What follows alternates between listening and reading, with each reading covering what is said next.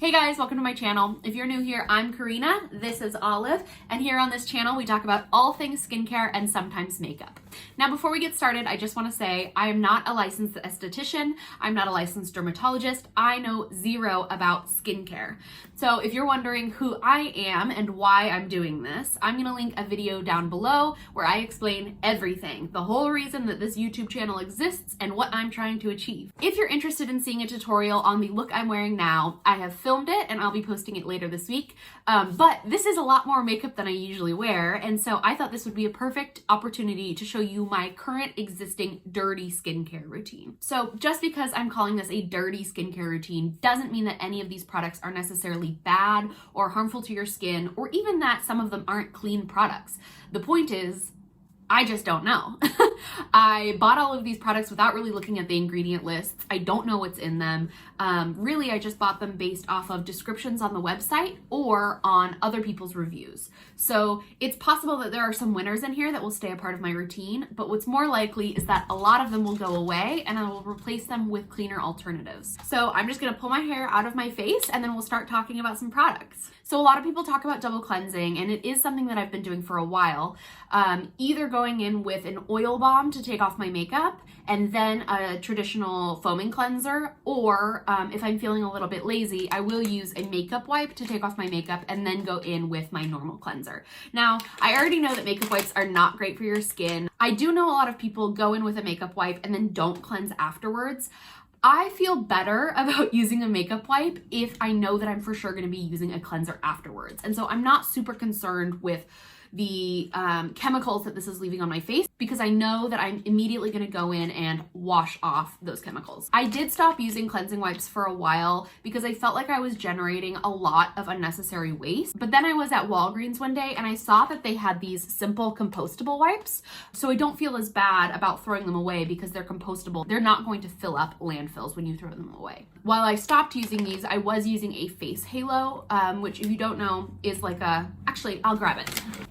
Okay, so the face halo is a reusable makeup wipe. You get this wipe, you can use it with cleanser or without. You wipe it all over your face and it takes off your makeup. I really liked the way this worked the first time. I did find that it took off a lot of my makeup, but you clean this by just throwing it in the washing machine.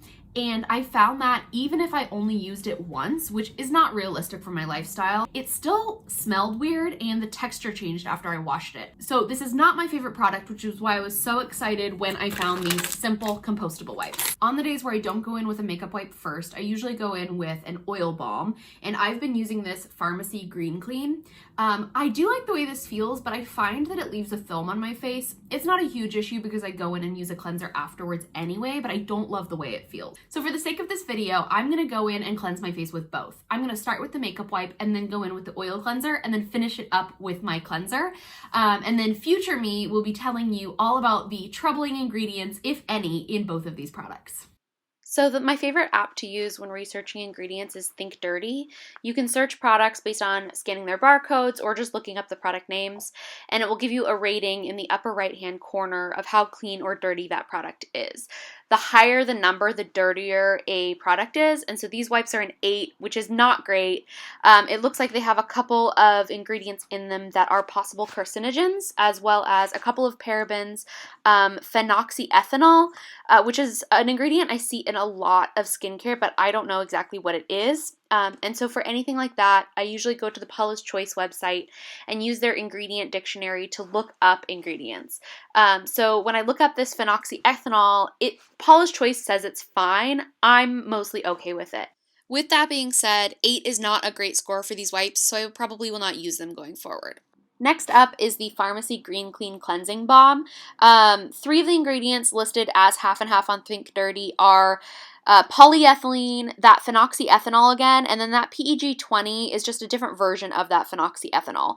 As for the polyethylene, it's actually a type of plastic that's usually used for like microbeads in facial scrubs, and while obviously there's no scrubbing properties here, This ingredient is listed as fine on Paula's Choice, but for me, I'd prefer to avoid it just because there hasn't been a lot of research done on how this ingredient affects marine wildlife.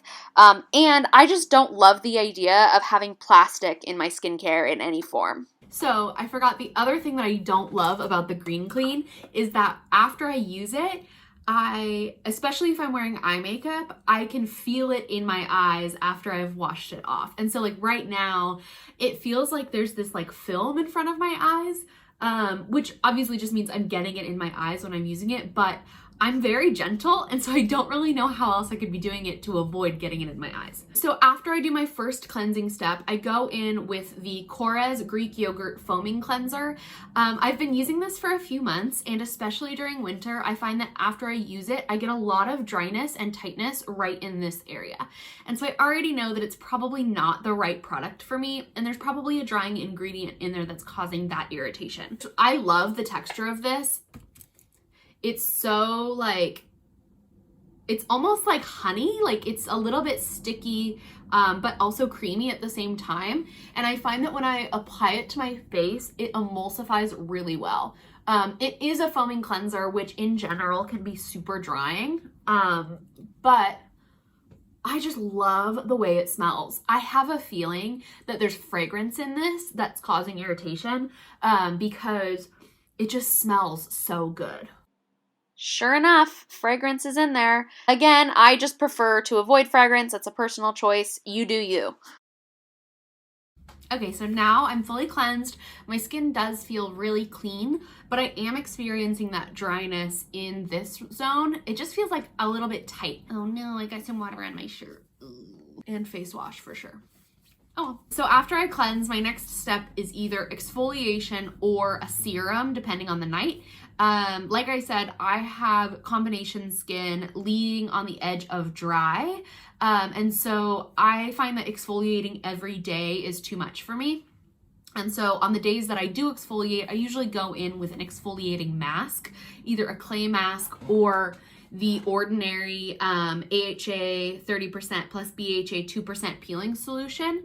And I exfoliate probably once to 2 times a week, depending on how dry my skin is. If my skin is feeling really dehydrated and irritated, I will skip this and I will go in instead with an oil, or just straight in with my serum.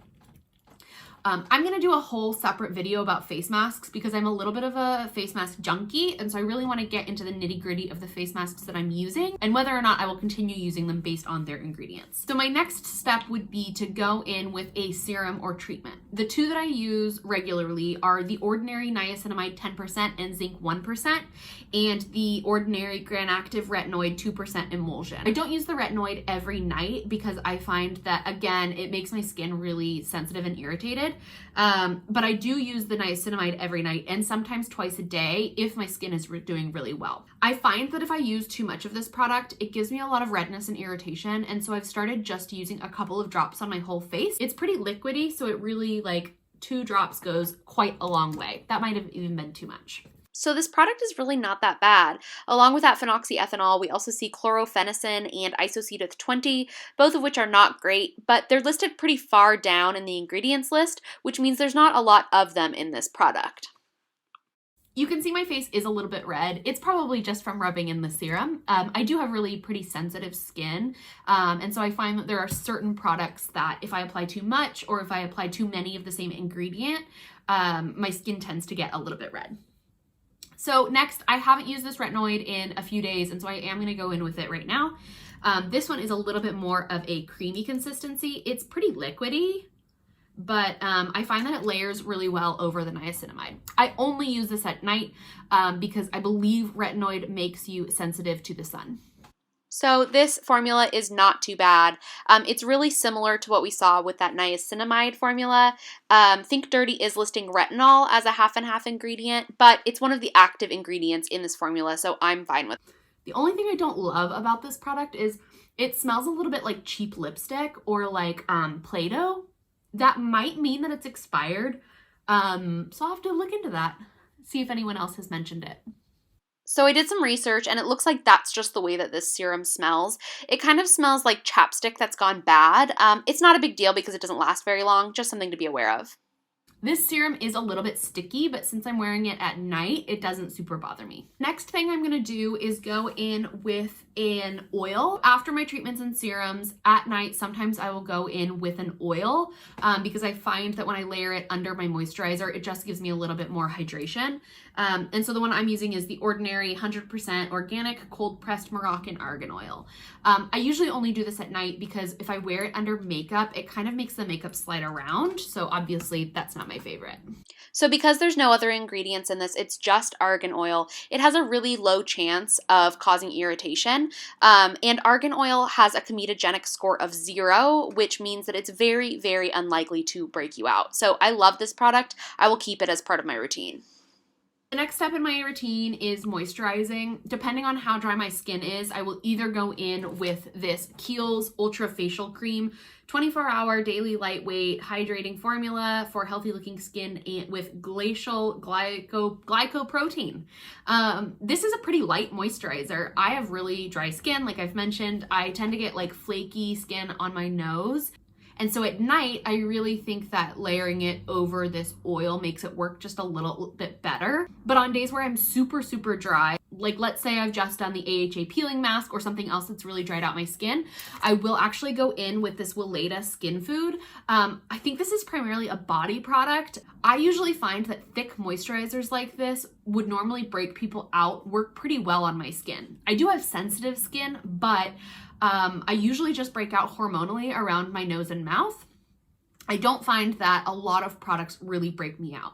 This one in particular has been really good for me in the past.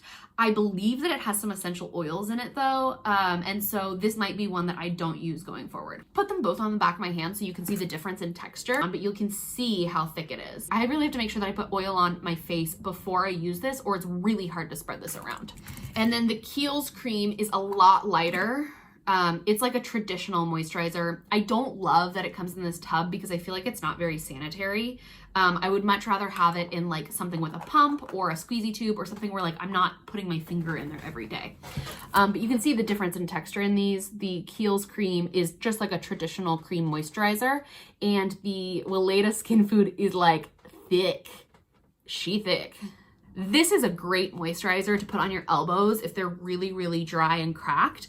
And so at night, I'll usually put this Skin Food with a couple drops of oil on my hands and elbows and anywhere else where I'm just feeling really dry on my body. So today, my skin is doing pretty well. It's not feeling super dry at this point, and so I'm just gonna go in with the Kiehl's Ultra Facial Cream.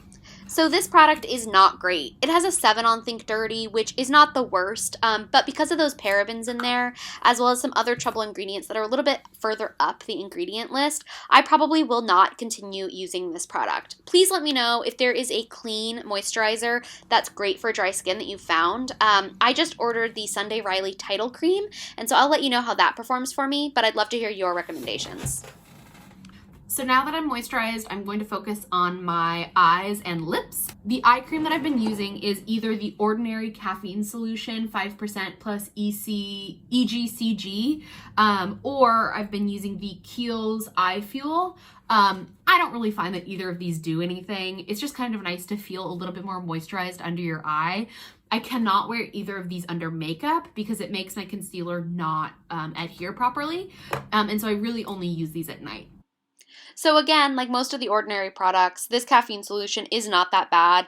There's a couple questionable ingredients pretty far down the list, but because I really haven't seen any results from this, I'll continue using it, but I probably won't repurchase. So now that I've done my eyes, I'm going to focus on my lips. This product is so cool. It's the only product I've ever found like this. I was using a lot of physical exfoliants on my lips, like sugar scrubs, but this is the first time that I've ever seen a chemical exfoliant for your lips. This is the Stacked Skincare Hydrating Lip Peel. It comes in like a little roller ball, and so it's super cooling when you put it on. If you have very chapped lips, you will find that it stings a little bit. I also tend to get hyperpigmentation around my, like on my upper lip. And so I just go in and apply a little bit there if I'm finding that I have really, really dark spots over my lip. And so I'll just apply that You wait 5 minutes before applying a lip cream, and you can feel it like tingling. It's not stinging, it doesn't hurt, but you can definitely feel that it's doing something. After I let this dry, I will go in with a lip balm. I'm not the type of person who likes to reapply lip balm very often, especially before I go to bed. I really love a product that I can put on my lips, and when I wake up, I can still feel it. There are very few products that do that for me, and one of them is the Laneige Sleeping Care Lip Sleeping Mask. I know from some initial research that people in the clean beauty community do not like this product.